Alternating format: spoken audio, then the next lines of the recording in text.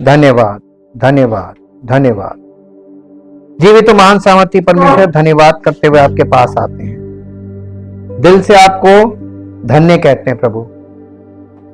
आपने हम मनुष्यों को अपनी योजना के अंतर्गत रचा बनाया, और आपकी योजना जब हमारे जीवन में लागू होती है और पूरी होती है तो हमारा जीवन आपकी महिमा का कारण बनता है और हमारे जीवन से आपकी महिमा प्रकट होती है, ताकि पृथ्वी पर मनुष्य का सच्चा स्वरूप जो परमेश्वर को नहीं जानते वो देख सके।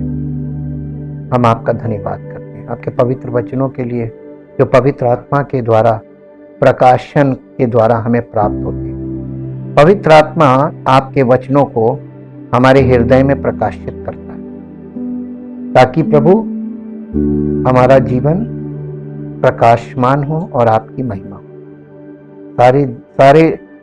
सारी बातों में आपको धन्य कहते हैं। इस प्रार्थना को प्रभु यीशु मसीह के पवित्र नाम से मांगते हैं, आमीन।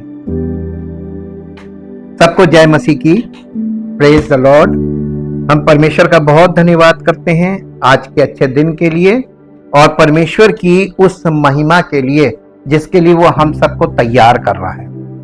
आज हम लोग एक चौथा वो देखेंगे कि चौथा रहस्य क्या है बाइबल में। पवित्र शास्त्र में प्रकट किया गया एक और रहस्य और आत्मा द्वारा परमेश्वर के लोगों के हृदयों को ज्ञात कराया गया, वो है सुसमाचार का रहस्य। हमने आपको बताया था ना, सुसमाचार भी रहस्य है। जैसा कि प्रेरित कहते हैं, इफिसियों की पत्री उसके 6 अध्याय का 19 पद पढ़ दीजिए। वहां पे क्या लिखा है? 6 अध्याय और उसका 19 पद।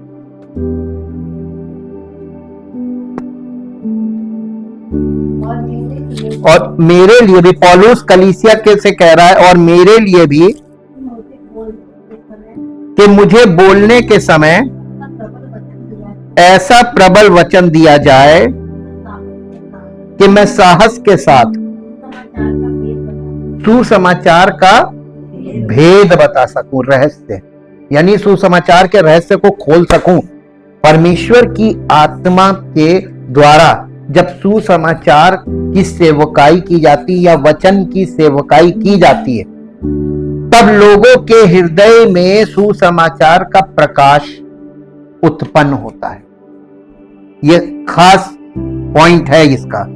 ताकि मुझे, देखिए दूसरे वर्जन में हिंदी में क्या लिखा, ताकि मुझे वाणी दी जाए कि मैं निर्भय होकर अपना मुंह खोलूं कि सुसमाचार का रहस्य प्रकट करूं, जिसके लिए मैं बंधुआ राजदूत हूं। सुसमाचार का रहस्य। आइए देखें कि क्या ये 3 चिन्ह इस रहस्य पर भी लागू होते हैं। क्या यीशु का शुद्ध सुसमाचार, यहां पे शुद्ध सुसमाचार का मतलब बहुत समझिएगा, यीशु का शुद्ध सुसमाचार। तो यहां पे पौलुस शुद्ध प्योर गॉस्पेल क्यों बोल रहा है, शुद्ध सुसमाचार क्यों बोल रहा है?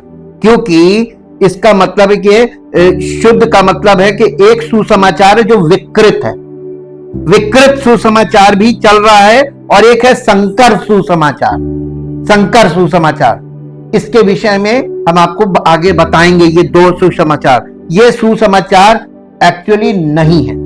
जो विकृत सुसमाचार है, यानी एक ऐसा सुसमाचार ये विकृत का मतलब क्या है मालूम है? कि आधा सच और आधा झूठ मिला दिया जाए तो वो एक तीसरी चीज बन जाता है, अर्ध सत्य। तो एक सुसमाचार है जिसमें आधा सच और आधा झूठ मिलाकर वो मिक्स किया हुआ है, मिंगल्ड, और इसीलिए उसको वो एक्चुअली हाइब्रिड हो गया। वो देखिए, सुसमाचार सीधा सीधा स्पिरिचुअल गुड न्यूज है, स्पिरिचुअल गुड न्यूज। उसको अगर आप फिजिकल प्लस स्पिरिचुअल मिक्स कर दीजिए कि जब तक हम प्रार्थना नहीं करेंगे प्रभु हमें कुछ नहीं देगा, अब ये कौन सा सुसमाचार है? ये वो आपने फिजिकल और स्पिरिचुअल मिक्स किया। जब तक हम ये नहीं करेंगे तो प्रभु हमारे लिए कुछ नहीं करेगा। तो पहले कौन कर रहा है? तो पहले शरीर काम कर रहा है, तब प्रभु काम कर रहा, तो ये गलत सुसमाचार हो गया, मिंगल्ड, इसको इसीलिए बोला गया विकृत। और दूसरा जो गलत सुसमाचार है वो तोड़ा और मरोड़ा। देखिए, आप किसी भी परिंदे को लीजिए, जिंदा परिंदा, उसकी गर्दन मरोड़ दीजिए, मर जाएगा, है ना। तो सुसमाचार को, जो जीवन का संदेश है, उसको आप तोड़ मरोड़ के जब देते हैं लोगों को, तो वो क्या हो गया, डेड फेथ पैदा करे। इसलिए पौलुस यहां पे शुद्ध सुसमाचार की बात कर रहा है।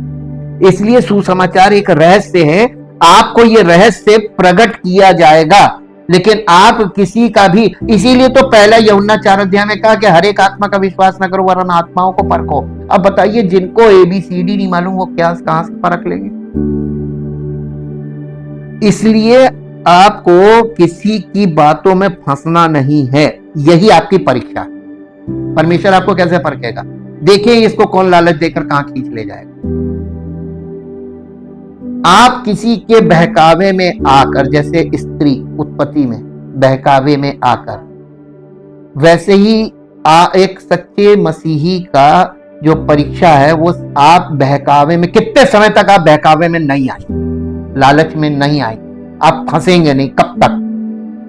इसका मतलब अटैक होता रहेगा जब तक आप टूट के और उनके चक्कर में फंस ना जाए। लेकिन जो अंत तक नहीं फंसेगा उसी का उद्धार होगा। इसीलिए लिखा है, जो अंत तक धीरज धरेगा उसी का उद्धार होगा। परमेश्वर की योजना को समझिए, और तुरंत से कुछ नहीं होने वाला। तुरंत से आप छुटकारा पाना चाहेंगे अपनी शक्ति में, तो नहीं प्राप्त कर सकते। तो इसमें ये देखते हैं कि इसमें प्रकृति, भावना और तर्क के विपरीत नहीं है क्या? क्या ये बुद्धिमान और विवेकशील लोगों से छिपा हुआ नहीं है क्या? और क्या ये बच्चों पर प्रकट नहीं किया गया है? परमेश्वर के बच्चों पर, यानी स्पिरिचुअली बॉर्न अगेन, आत्मिक बच्चों पर प्रकट नहीं किया गया है। लेकिन सुसमाचार क्या है? ये सुसमाचार है, ये सुसमाचार है दया और अनुग्रह की घोषणा, खुशखबरी का संदेश। लेकिन किसके लिए? यही बात इसे रहस्य क्यों बनाती है कि सुसमाचार में दोषी, दुष्टों, निंदा किए गए विद्रोहियों और नीच अपराधियों के लिए उद्धार की घोषणा की जाती है। ये अच्छे लोगों के लिए नहीं है, ये किन लोगों के लिए नहीं, ये सारे पापियों के लिए, भ्रष्ट और सब गलत काम करने वालों के लिए सुसमाचार उनके लिए है कि उनको ये घोषणा करो कि परमेश्वर तुम्हारे जीवन में एक बड़ा काम करेगा और एक तुम्हारे जीवन को बदल देगा, तुम्हारी पहचान बदल देगा। और यीशु मसीह के पास कौन लोग आकर पश्चाताप करते थे? पापी लोग आते थे। धर्मी लोग क्यों नहीं आते थे? धर्मी का मतलब मालूम क्या है? रिलीजियस। जो रिलीजियस माइंड हो गया एक बार, उसको ये, उसका विवेक उसको दोषी नहीं ठहराएगा। उसके अंदर अपराध बोध इसलिए नहीं है क्योंकि वो एक मानसिकता में कैद हो गया है कि मैं तो धर्मी हूं, मैं तो ये करता हूं, रिलीजियस प्रैक्टिसेस करता हूं, मैं धर्मी हूं, मुझे पश्चाताप की जरूरत नहीं है, मुझे परमेश्वर के आगे घुटने नहीं टेकने, मुझे परमेश्वर के आगे सरेंडर नहीं करना।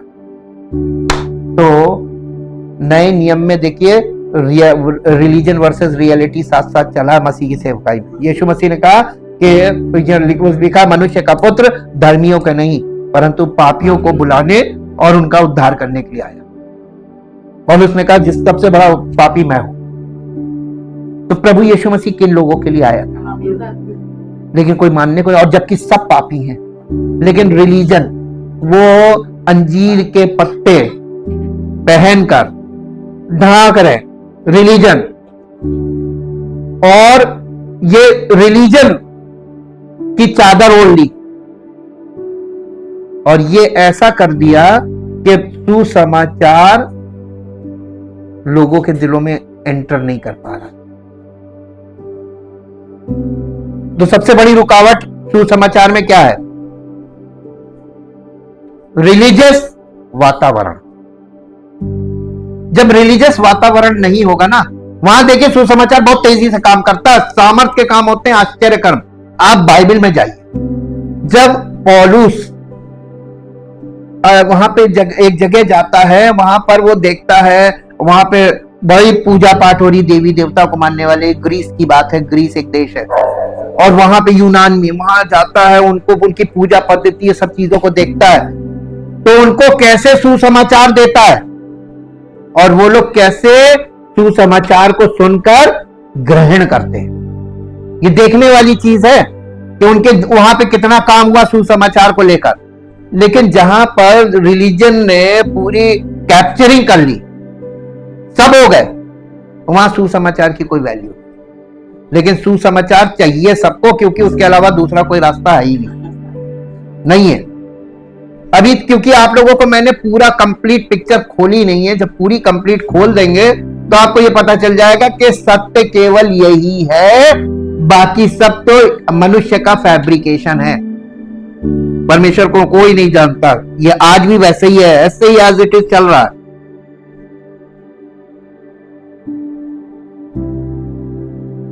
अगर ये अच्छे और पवित्र धर्म परायण और धार्मिक लोगों के लिए होता, क्या सुसमाचार होता, तो ये कोई रहस्य नहीं होता। प्रकृति, समझ और तर्क आसानी से समझ सकते हैं कि योग्य लोगों को कैसे पुरस्कार दिया जाता है। ना ही बुद्धिमान और विवेकशील लोग इस पर आपत्ति करेंगे, लेकिन यह एक रहस्य है कि परमेश्वर के अनुग्रह का सुसमाचार बेकार और अयोग्य लोगों, दोषी और गंदे लोगों, खोए हुए और अधूरे लोगों के लिए होना चाहिए। फिर भी सुसमाचार की महिमा, बहुमूल्यता और सांत्वना इसी में निहित है कि यह पापियों के लिए है। इन शब्दों के अनुसार यह बात सच और हर प्रकार से मानने योग्य है कि मसीह यीशु पापियों का उद्धार करने के लिए जगत में आया, जिनमें मैं सबसे बड़ा हूं। पहला तिमोथियस उसका पहला अध्याय और उसका 15 पद पढ़िए। पौलुस ने सबसे पहले अपने आप को चीफ सिनर के रूप में आगे रख दिया। ये बात सच और हर प्रकार से मानने के योग्य है कि मसीह यीशु पापियों का उद्धार करने के लिए जगत में आया, जिनमें मैं सबसे बड़ा पापी हूं, यानी I am a chief Sinner. और पवित्र आत्मा किस शब्द का उपयोग करता है? रोमियो की पत्री उसका 4 अध्याय और उसका 5 पद। रोमियो की पत्री, परंतु जो काम नहीं करता वरन भक्तिहीन के धर्मी ठहराने वाले पर विश्वास करता है, उसका विश्वास उसके लिए धार्मिकता गिना जाता है। बस। लेकिन वो उन लोगों को धर्मी नहीं ठहराता जो स्वाभाविक रूप से धर्मी, पवित्र और धार्मिक हैं। लेकिन रहस्य ये है कि वो पापी को वैसे ही लेता है जैसे वो है। उसकी सारी गंदगी और अपराध में उसे पाप और शुद्धता के लिए खोले गए झरने में धोता है और नंगे कांपते हुए दुष्ट को अपनी धार्मिकता के वस्त्र पहनाता है, जिसके पास मैले चिथड़ों को छोड़कर उसे ओढ़ने के लिए कुछ भी नहीं है। ये कैसे बताया गया है? जकरिया नबी की पुस्तक निकालिए, उसका पहला अध्याय, जकरिया नबी की पुस्तक और उसका पहला अध्याय,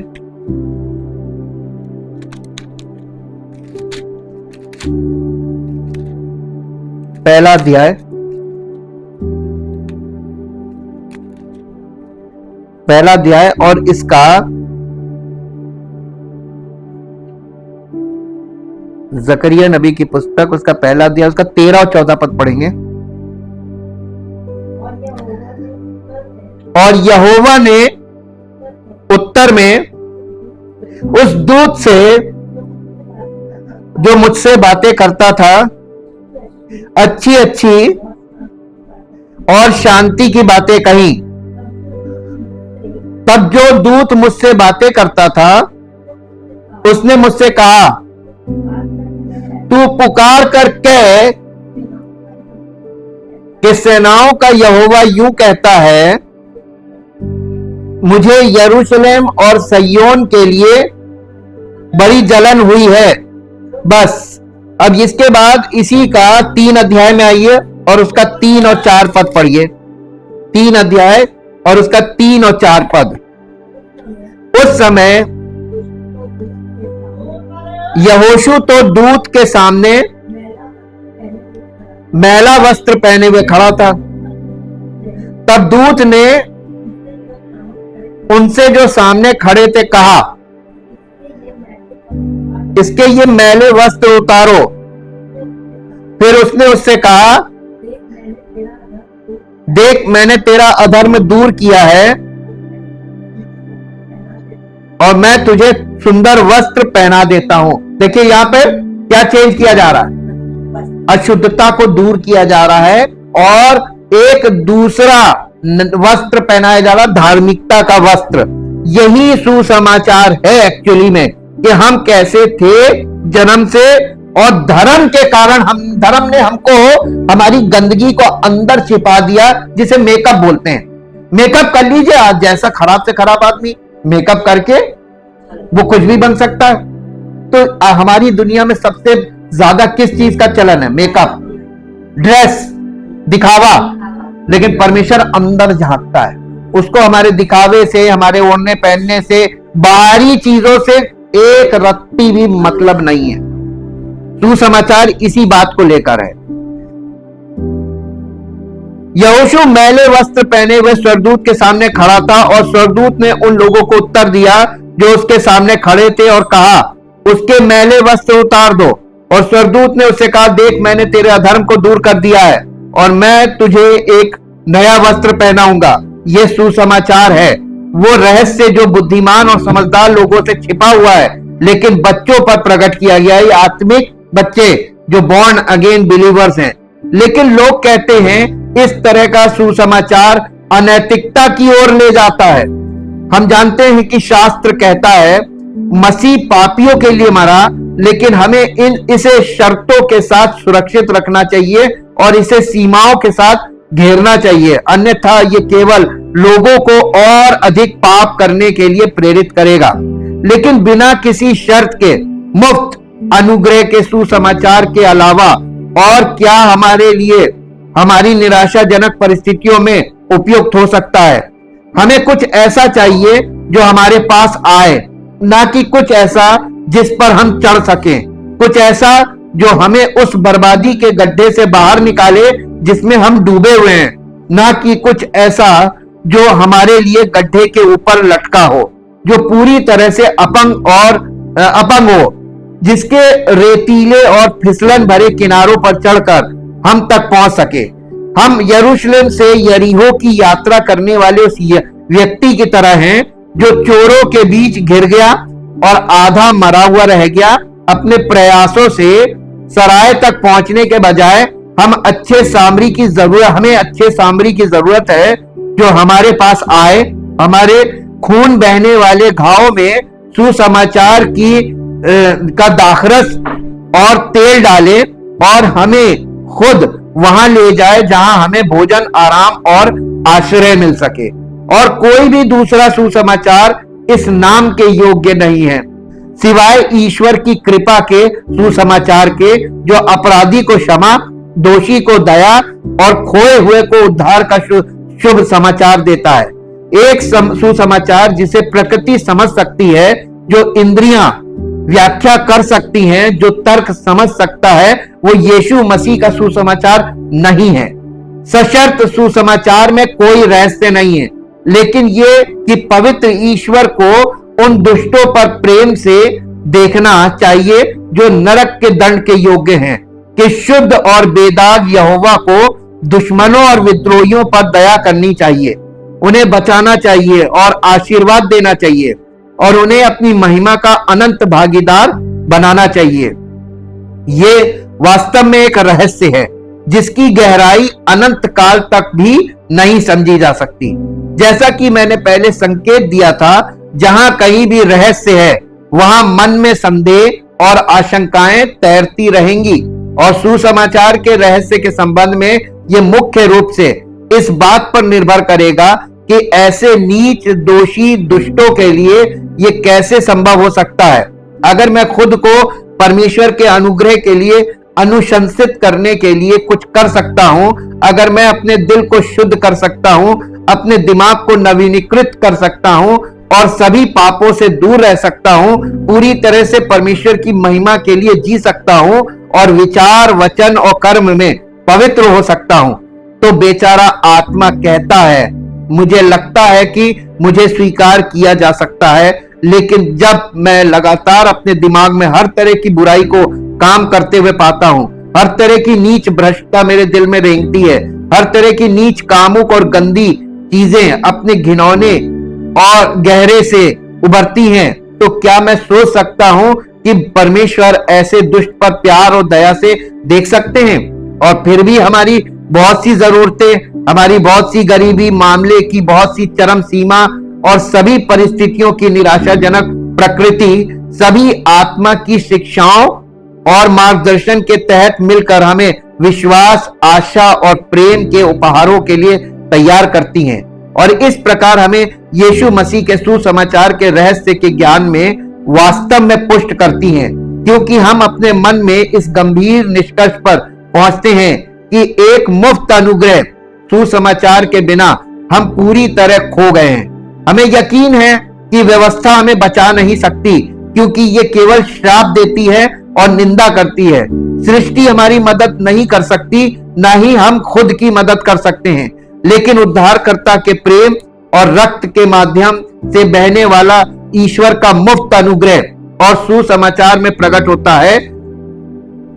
दया, शांति और क्षमा लाता है, जो कार्यों या परिस्थितियों से मुक्त है, और इसलिए ऐसा सुसमाचार के अलावा कुछ भी हमारे मामले में अनुकूल नहीं हो सकता है या हमें कोई वास्तविक लाभ नहीं पहुंचा सकता है।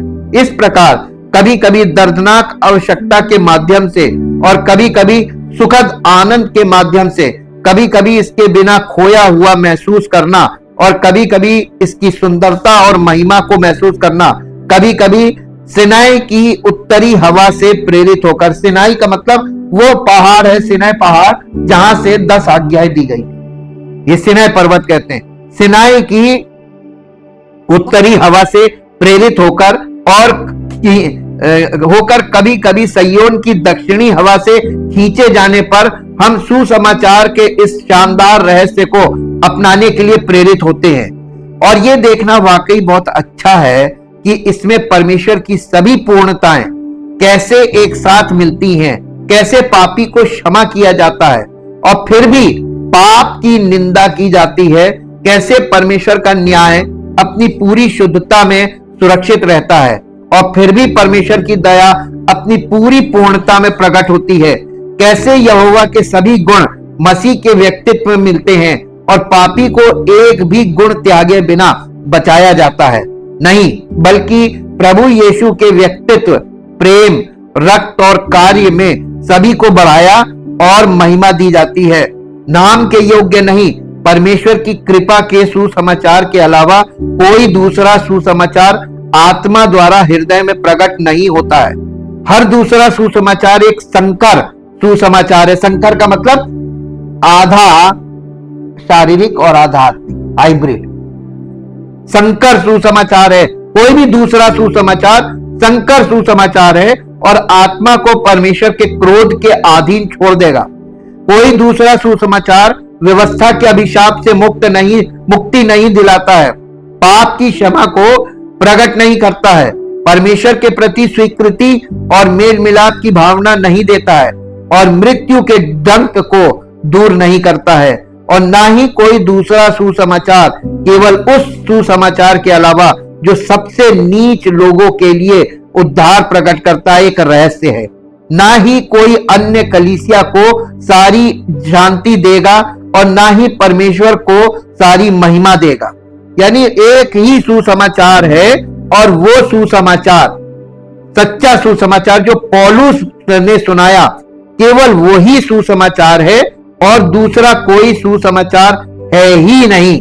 हाँ, और इसीलिए परमेश्वर हम लोगों से इस सच्चे सुसमाचार के विषय में बात कर रहा है, क्योंकि सच्चा सुसमाचार जो है ना, वो क्या है मालूम है? वो क्या है? रहस्य। रहस्य का मतलब क्या हुआ मालूम है? रहस्य का मतलब ये कि आपको इतिहास से उसको ट्रैक करना पड़ेगा कि वो क्या है। और आपको इतिहास बताएं, अगर आप परमेश्वर की रचना देखें, परमेश्वर की जो महत्वपूर्ण रचना है इस पृथ्वी पर, वो है आदम और हवा। ये है महत्वपूर्ण। और इन दोनों के बीच क्या हुआ? आदम, यीशु मसीह को क्यों लास्ट एडम बोला गया? परमेश्वर कुछ तो दिखा रहा है ना, उत्पत्ति से कनेक्ट कर रहा है। नई वाचा को और मसीही लोगों को कहां से कनेक्ट किया जा रहा है? उत्पत्ति से कनेक्ट किया जा रहा है। यही रहस्य है। तो इसमें देखिए कोई रिलीजन नहीं है, कोई धार्मिक चीज नहीं है, इसमें सत्यता है। और वो सत्यता यह है कि परमेश्वर ने मानव परिवार को मसीह में बनाया था। आदम जो पतन से पहले वाला था वो मसीह है, और उसकी पत्नी परमेश्वर की उपस्थिति में दोनों थे। ठीक, तो परमेश्वर, पति, पत्नी। परमेश्वर से ऊपर का मतलब पति से ऊपर परमेश्वर का मतलब यह कि परमेश्वर आदम से बात करता था और परमेश्वर की बातचीत आदम अपनी पत्नी को बताता, ये था। और वो दोनों उपस्थिति में थे, और परमेश्वर ने वहां पर मसीह में उनकी सृष्टि की, एक परिवार मसीह में। और उसके बाद शैतान ने, वो जब वो आया, विश्राम दिन आया, परमेश्वर ने विश्राम कर रहा था, तो वो वहीं पर पतन हो गया। पाप और पतन के बाद फिर ये मनुष्य जो अलग निकला वहां से, अदन वाटिका से, ये बन गया बिल्कुल 100% मानव। और वो था 100% मैन, 100% गॉड, जो मसीह के द्वारा हमको दिखाया जा रहा है। तो मसीह ने उसको, वो जो चीज हो गई, या पूरी दुनिया उन्हीं मनुष्यों से बन गई जो पतन में है और पाप में है। अब बताइए परमेश्वर का स्वरूप कहां से आया? तो परमेश्वर को अपने पुत्र को भेजना पड़ा, अंतिम आदम। और उसने आकर एक एक, देखिए परमेश्वर की कलीसिया में सुसमाचार के द्वारा जो संदेश है वो ये है कि एक पति या पत्नी, दोनों में से एक भी परमेश्वर की उपस्थिति में आ जाए, सुसमाचार ग्रहण कर ले और यीशु मसीह को अपना उद्धारकर्ता बना ले। अब आपको कलीसिया में जो शिक्षा दी जा रही है, एक्चुअली वो मसीह में पारिवारिक जीवन जीने की शिक्षा है। और यही पौलुस की शिक्षा में आपको मिलेगा। कहां रिलीजियस टीचिंग दी उसने? तो ये सुसमाचार कहां गया? जो जीवन की बात करता है, जो पारिवारिक जीवन की बात करता है, जो व्यक्तिगत जीवन, और जब परिवार और व्यक्तित्व सही होगा तो समाज अपने आप नई सृष्टि बनेगा। और यही नहीं हो रहा है। और इसीलिए कल मैंने आपको, देखिए, जो मुख्य विषय था, वाचा के हेड्स के साथ कनेक्शन, व्यक्ति का पारिवारिक जीवन उसके साथ कनेक्ट होना चाहिए। उसकी वाचा के अंतर्गत आपको पारिवारिक जीवन जीना है, जिसकी शिक्षा नए नियम में दी जा रही है। तब आपके जीवन में परमेश्वर अपने आप इंटरफियर करेगा। कहते हैं ना, संज्ञान लेना। जो बहुत बड़े अधिकारी होते हैं, बड़ी बड़ी आधिकारिक संस्थाएं होती हैं, वो जब देखती कि अब इसके साथ बड़ा अन्याय हो रहा तो वो इंटरवीन करती। इंटरवीन करने का मतलब अब उन्होंने आपकी इस समस्या पर ध्यान किया है और अब वो आपके जीवन में कुछ करने जा रहे हैं। तो जब आपका पारिवारिक जीवन सुसमाचार को ग्रहण करता है, एक व्यक्ति ग्रहण करेगा, पूरे परिवार में परमेश्वर काम करेगा एक व्यक्ति के द्वारा। तो हर परिवार से अगर एक व्यक्ति आ रहा है तो उसके परिवार में काम क्यों नहीं हो रहा? क्योंकि सुसमाचार ग्रहण नहीं हो रहा है। आपको करना कुछ नहीं है, अपने आप को करेक्ट मत करिए, आप कर भी नहीं पाए। परमेश्वर की इंटरवीन करेगा ना तो सब कुछ इधर उधर करके सब व्यवस्थित करेगा। जो आपका पारिवारिक जीवन है, जो आपका व्यक्तिगत जीवन है, वो अव्यवस्थित है। सबसे पहले क्रम बिगड़ा हुआ है।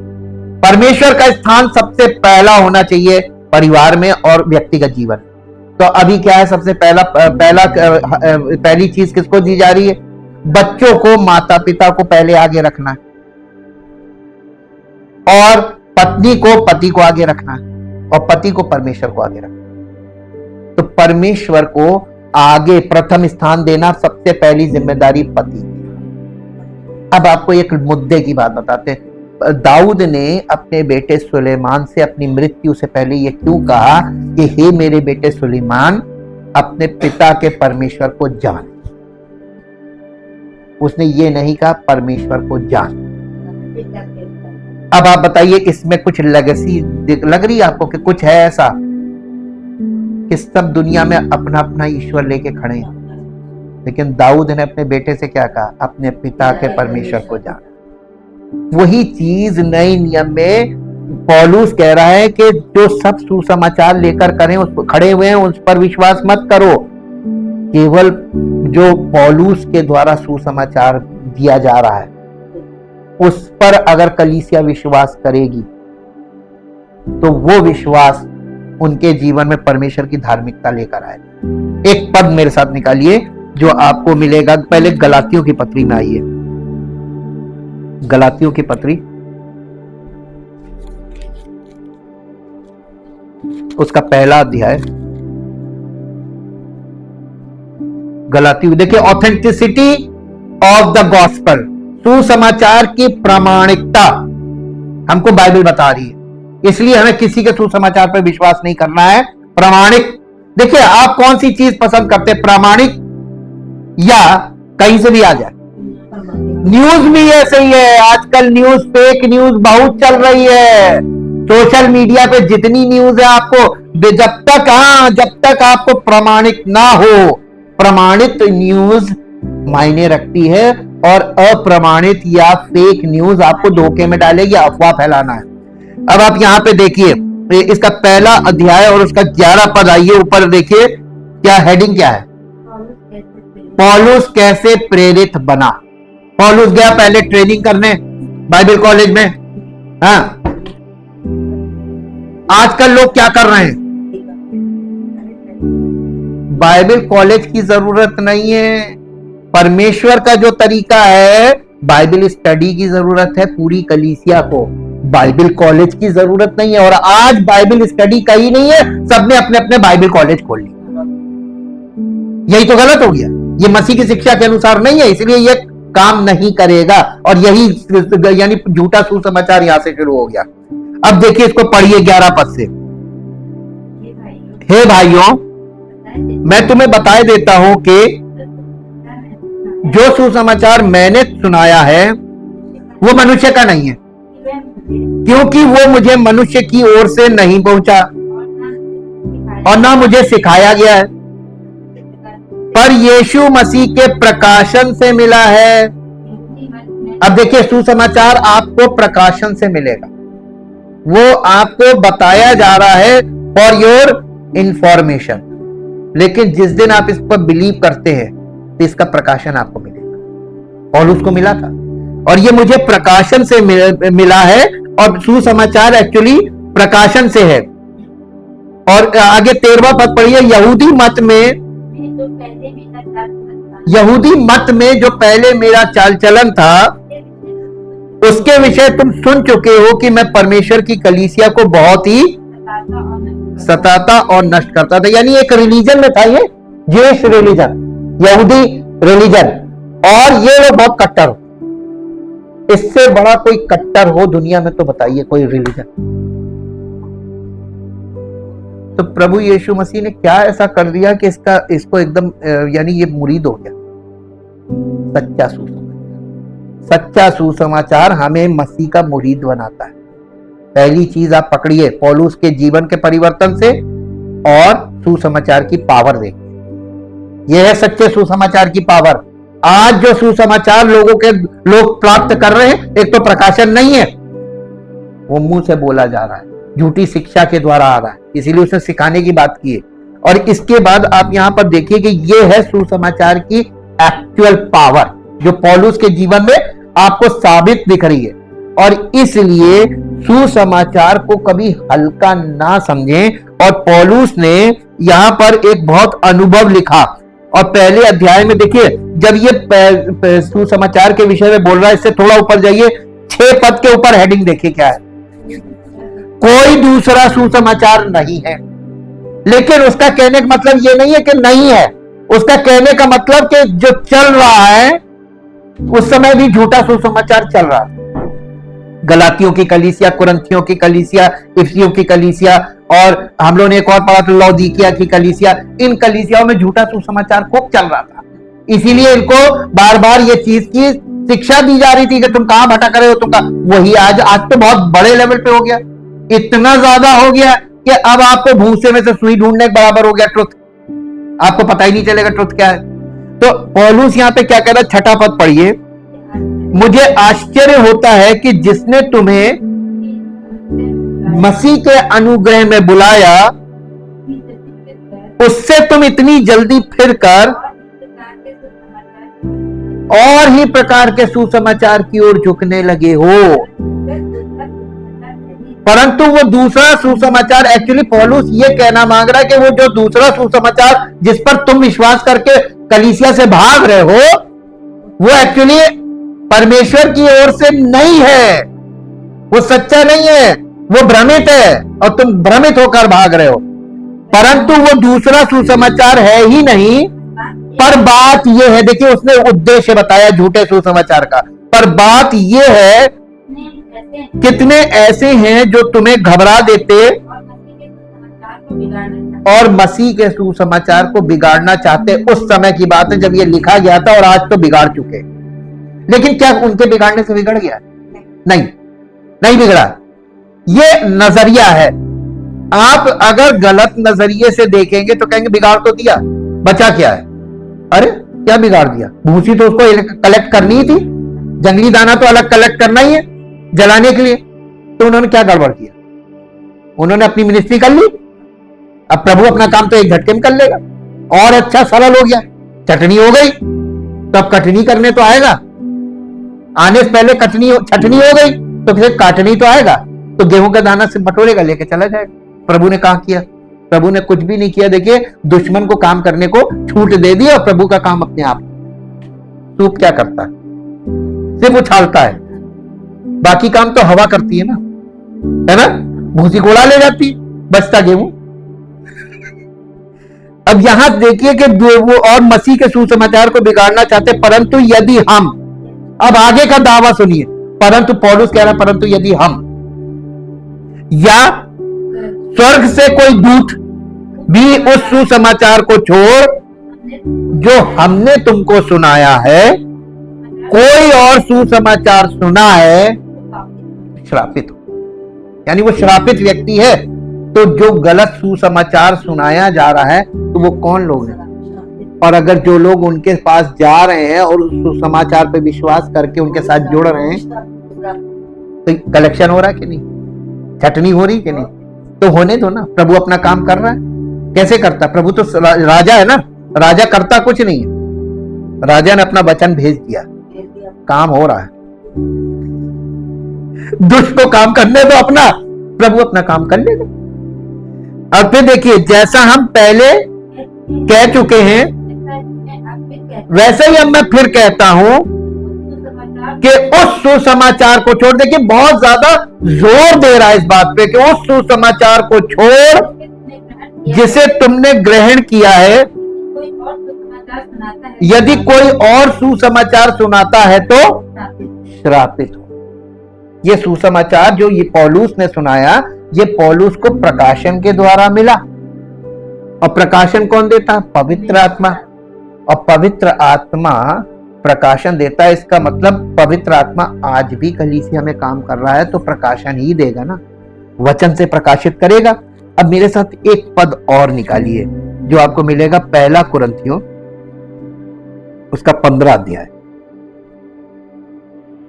पहला कुरिन्थियों और उसका 15 अध्याय।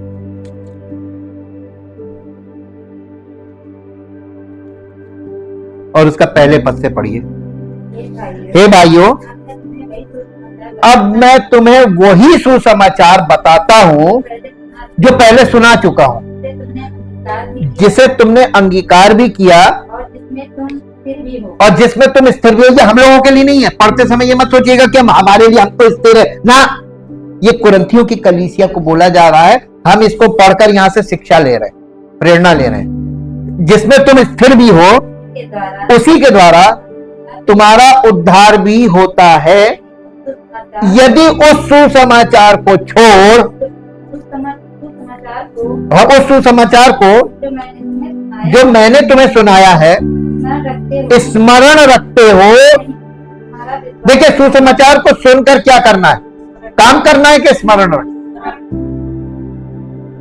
याद रखो कि तुम्हें पाप से छुड़ाने के लिए किसने काम किया, तुम्हें पाप से छुड़ाने के लिए किसने मृत्यु सही, तुम्हें पाप से छुड़ाने के लिए कौन आज काम कर रहा है, तो तुम छूट नहीं सकते हो। छुड़ाने वाला जब काम कर रहा है उसको समर्पित हो जाओ ताकि वो अपना काम पूरा करे, तुम्हें पूरी रीति से छुड़ाए। तो सरेंडर करना है ना जी। आगे, इसी कारण मैंने सबसे पहले तुम्हें वही बात पहुंचा दी जो मुझे पहुंची थी कि पवित्र शास्त्र के वचन के अनुसार, देखिए यही है सुसमाचार, बस इतना, यीशु मसीह हमारे पापों के लिए मर गया और गाड़ा गया और पवित्र शास्त्र के अनुसार तीसरे दिन जी भी उठा।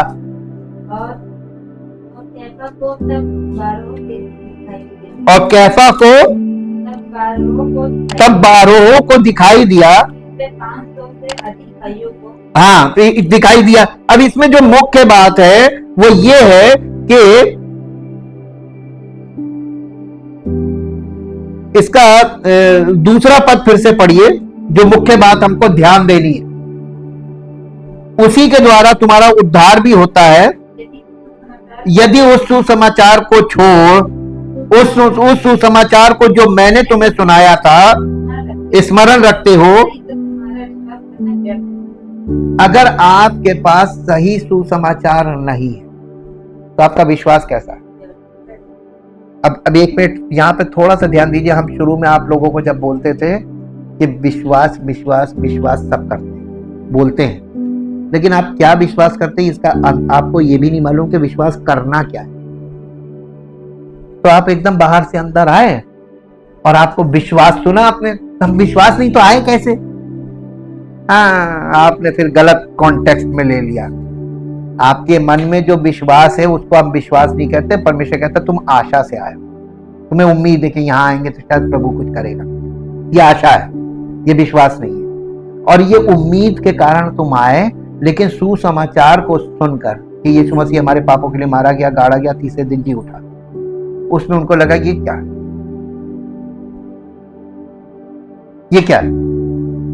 अरे आपको इसमें प्रकाशन नहीं मिला कि परमेश्वर जिसने, जो मनुष्य का बनाने वाला, रचने वाला, दुनिया चलाने वाला मालिक, वो आपसे इतना प्यार करता है कि उसने अपने बेटे पुत्र को आपके लिए बलि कर दिया। क्योंकि हम इतने पापी थे और उसका पुत्र पवित्र था, उसने उसको बलिदान कर दिया केवल हमारे पाप के कारण। इतना प्यार करता है तो परमेश्वर का प्रेम का दर्शन मिला कि नहीं मिला? साफ दिखा रहा है कि परमेश्वर हमसे कितना प्यार करता है। दूसरा, पुत्र ने पिता से इतना प्यार रखा कि पुत्र ने पिता की इच्छा को पूरा किया, जिससे हमारा उद्धार हुआ। और उसके बाद पवित्र आत्मा के द्वारा वो कार्य हमारे जीवन में पूरा करना चाह रहा है, तो हमें कलीसिया में लाए। ये दर्शन, सुसमाचार का दर्शन। इसलिए लोग आज सुसमाचार से बहुत दूर, सच्चे सुसमाचार से दूर है जो पौलुस ने सुनाया। और इसीलिए उद्धार आपको दिख नहीं रहा। आपको ये नहीं दिख रहा है कि उद्धार का काम क्या होना चाहिए। आपको वो दिख रहा है जो आज संसार में सब करप्शन चल रहा है। जो करप्शन है वो तो सामने परमेश्वर कह रहा करने होने दो। करप्शन जितना बढ़ेगा परमेश्वर की महिमा उससे बड़ी होगी। मेरे साथ एक पद निकालिए जो आपको मिलेगा, पहला कुरिन्थियों उसका पहला अध्याय निकालिए। पहला अध्याय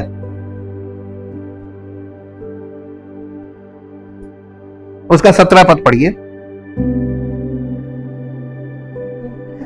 क्योंकि मसीह ने मुझे बपतिस्मा देने को नहीं वरन सुसमाचार सुनाने को भेजा है। ये भी सब शब्दों के ज्ञान के अनुसार नहीं, ऐसा ना हो कि, देखिए सुसमाचार का केंद्र कहां आ रहा है? What is the centre point of the gospel? Crucifixion. ऐसा ना हो कि क्रूस व्यर्थ हो जाए, क्रूस को आगे रखना। ये परमेश्वर का प्रेम, मसीह का अनुग्रह और पवित्र आत्मा की सहभागिता इससे पूरी है। इसके बाद 18वां पद पढ़िए। क्योंकि क्रूस की कथा नाश होने वालों के लिए, इसका मतलब जो लोग नाश होने वाले वो विश्वास नहीं करेंगे, वो एक्सेप्ट नहीं करेंगे, क्योंकि वो अपना दिमाग लगाएंगे, है ना, तर्क लगाएंगे और अपनी इंद्रियों का इस्तेमाल करेंगे। इसीलिए इसमें सुसमाचार पे इंद्री काम नहीं करेगी, आपकी बुद्धि काम नहीं करेगी, इसको विश्वास से ही आपको लेना है। और यही बताया जाए मूर्ता, परंतु हम उद्धार पाने वालों के लिए, जब आप परमेश्वर के उस सत्य पर जिस पर दुनिया विरोध करती है और तर्क लगाती है, आप विश्वास करेंगे तो ये विश्वास पावर में बदल जाएगा, कन्वर्ट इनटू पावर। ये आपके लिए परमेश्वर की सामर्थ्य बन जाएगा, क्योंकि लिखा है कि मैं ज्ञानवानों के ज्ञान को, तो ये जो रहस्य हम आपके सामने खोल रहे हैं, इन रहस्यों के द्वारा परमेश्वर दिखा तो रहा है कि उसने दुनिया के ज्ञानियों को, उनके ज्ञान को नष्ट कर दिया। करते रहो पूरा, सारी जमाने से, तो प्राचीन काल से ज्ञान आ रहा है और आज तो ज्ञान बहुत बढ़ गया। उद्धार किसका हुआ? यही है ज्ञान। रिलीजन में ज्ञान, रिलीजन ज्ञान का ढिंडोरा पीटता है, गर्म घमंड है रिलीजन को कि मेरे पास ज्ञान है, लेकिन परमेश्वर को देखिए, मूर्खता से भी काम कर लेता है ना। मैं ज्ञानवानों के ज्ञान को नष्ट करूंगा और समझदारों की समझ को तुच्छ कर दूंगा। कहां रहा ज्ञानवान, कहां रहा शास्त्री, कहां रहा इस संसार का विवादी? क्या परमेश्वर ने संसार के ज्ञान को मूर्खता नहीं ठहराया? क्योंकि जब परमेश्वर के ज्ञान के अनुसार संसार ने ज्ञान से परमेश्वर को न जाना, तो परमेश्वर को यह अच्छा लगा कि इस प्रचार की मूर्खता के द्वारा विश्वास करने वालों को उद्धार दे। यहूदी तो चिन्ह चाहते हैं और यूनानी ज्ञान की खोज में है, परंतु हम तो उस क्रूस पर चढ़ाए हुए मसीह का प्रचार करते हैं, जो यहूदियों के लिए ठोकर का कारण और अन्य जातियों के लिए मूर्खता है। परंतु जो बुलाए हुए हैं, क्या यहूदी क्या यूनानी, उनके निकट मसीह परमेश्वर की सामर्थ और परमेश्वर का ज्ञान है। क्योंकि परमेश्वर की मूर्खता मनुष्यों के ज्ञान से ज्ञानवान है और परमेश्वर की निर्बलता मनुष्यों के बल से बहुत बलवान। Thank you, thank you, thank you. जीवित मान समर्थी परमेश्वर, हम आपका हृदय से धन्यवाद करते हैं आपके पवित्र वचनों के लिए। आपने प्रभु उद्धार के लिए जो कुछ भी हमारे सामने रखा है, दुनिया इसको कुछ भी कहे, लेकिन प्रभु विश्वास करने वालों के लिए परमेश्वर की सामर्थ और परमेश्वर का ज्ञान। हम प्रभु आपकी मूर्खता को वो ज्ञान समझते हैं जो बुद्धि से परे है, हमारी समझ से परे है, लेकिन विश्वास करने से काम करता है। हम प्रभु आपके वचनों पर, आपके कार्यों पर, आपने जो कुछ भी किया है उन सब बातों पर दिल से विश्वास करते हैं और चाहते प्रभु कि दुनिया के बुद्धिमान लोग घमंड में हो सकता है कि इस सुसमाचार को एक्सेप्ट ना करें, लेकिन प्रभु जो लोग करेंगे वो उद्धार पाएंगे। आपका नाम महिमा, आपके चुने हुए लोग उद्धार पाएंगे, लेकिन जो आपके चुने हुए नहीं है वो ना तो विश्वास करेंगे ना उद्धार पाएंगे। इसलिए प्रभु, अगर हम आपके चुने हुए हैं तो हमने विश्वास किया और विश्वास करते हैं, और हमें विश्वास में आप बनाए रखते हैं पवित्र आत्मा के द्वारा। आप हमें अपनी उपस्थिति में बनाए रखते हैं ताकि हम आपका जीवन हमारे जीवन में प्रकट हो और हमारा जीवन आपकी महिमा में प्रकट हो, ताकि आपका नाम महिमा पाए। सारी महिमा आपको मिले। इस प्रार्थना को प्रभु यीशु मसीह के पवित्र नाम से मांगते हैं, आमीन। Praise the Lord.